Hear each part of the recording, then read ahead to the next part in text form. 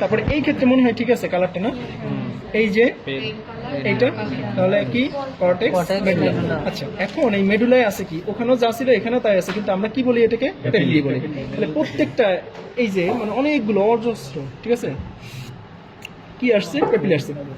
একটু আলো আলো আমাকেও একটু দিও ভাই, ওই আলোটা আচ্ছা ওই দিক থেকে আচ্ছা এইটা দেখো, এইগুলো এসে দেখো এই একটা জায়গায় মিলিত হয়েছে না, এই যে অন্ধ্রচন্দ্রাকৃতির মতো মানে পুরোটা জায়গায় এসে দেখছো মিলিত হয়েছে, দেখছো?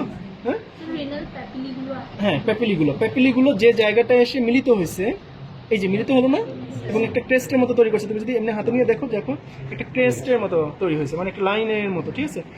এই যে স্ট্রাকচারটা এটাকে বলা হয় রেনাল ক্রেস্ট।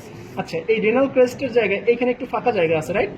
হ্যাঁ আছে, অবশ্যই আছে, কিন্তু অতটা ফাঁকা না। কিন্তু তুমি যদি এইটাই দেখো, মানে কোনটা হচ্ছে, তাহলে দেখবা যে একটু ভালোই ফাঁকা জায়গা আছে। ওই টার্মটা ওরাই জাস্ট মাত্র ইউজ করছে যে রেনাল সাইনাস, কিন্তু আমরা জাস্ট জেনে রাখলাম। তো এরপরে দেখো এই যে ফানেল শেপ আকৃতির একটা স্ট্রাকচার আছে না, এই ফানেল শেপ স্ট্রাকচার যেটা, এটাকে বলা হয় রেনাল পেলভিস। তাহলে এখানে ইম্পর্টেন্ট কি, এই জায়গাটা পার্থক্য আছে, দ্বিতীয় হচ্ছে পেপিলি পার্থক্য আছে, এটা হচ্ছে রেনাল ক্রেস্ট আর হচ্ছে রেনাল পেলভিস। এত পিরামিডটা গুলো প্রমিনেন্ট না না না না, ঠিক আছে ঠিক আছে, দেখছো সবাই? আচ্ছা এটা মনে হয় এই পেশাটা একটু ভালোভাবে বোঝা যায়। এই রেনাল ক্রেস্টটা দেখো, এই যে দেখছো, এই যে এই ক্রেস্টটা, হ্যাঁ এই যে, ঠিক আছে, এইটা দেওয়ার পসিবিলিটি আছে। প্লাস হচ্ছে রেনাল পেলভিস দিতে পারে। এখানে তো জাংশন না থাকবে কর্টিকোমেডুলার। হ্যাঁ হ্যাঁ অবশ্যই অবশ্যই, ওটা তো বলিনি আর কি, হ্যাঁ অবশ্যই থাকবে, ঠিক আছে।